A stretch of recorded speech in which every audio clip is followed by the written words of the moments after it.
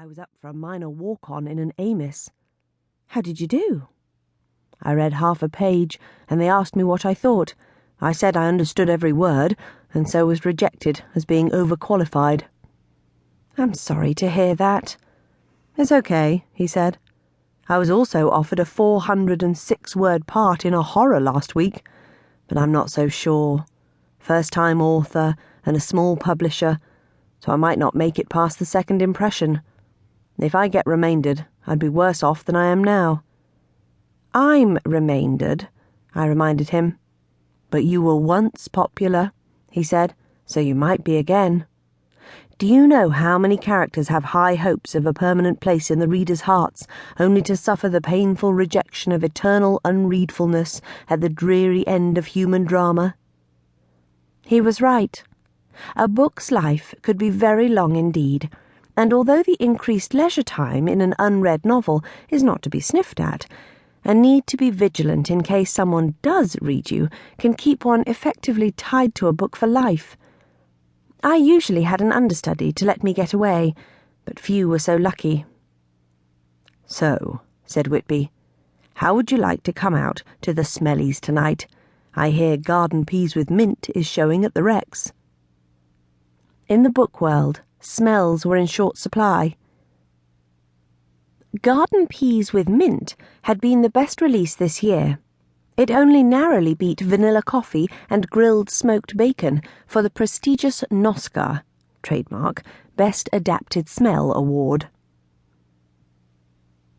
I heard that mint was overrated, I replied, although I hadn't. Whitby had been asking me out for a date almost as long as I had been turning him down. I didn't tell him why, but he suspected that there was someone else. There was, and there wasn't. It was complex, even by BookWorld standards. He asked me out a lot, and I declined a lot. It was kind of like a game.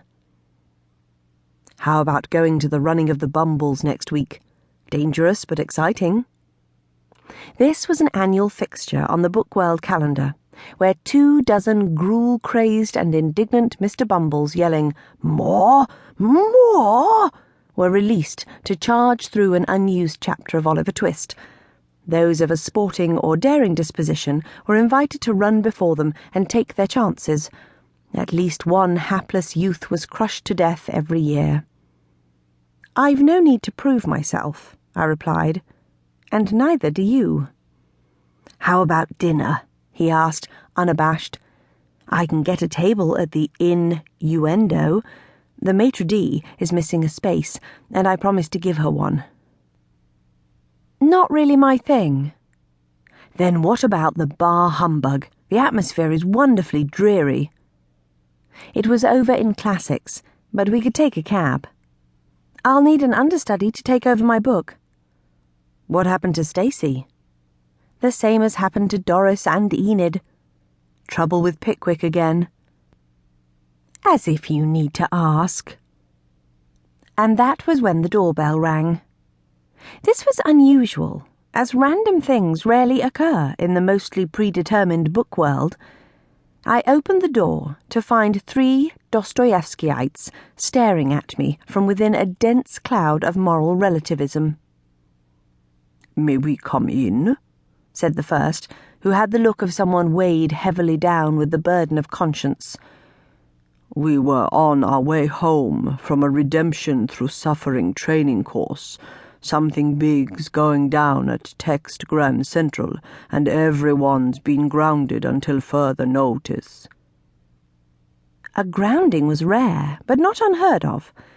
In an emergency, all citizens of the book world were expected to offer hospitality to those stranded outside their books.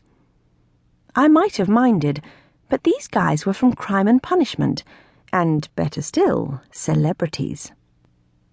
We hadn't seen anyone famous this end of fantasy since Pamela, from Pamela, stopped outside with a flat tire.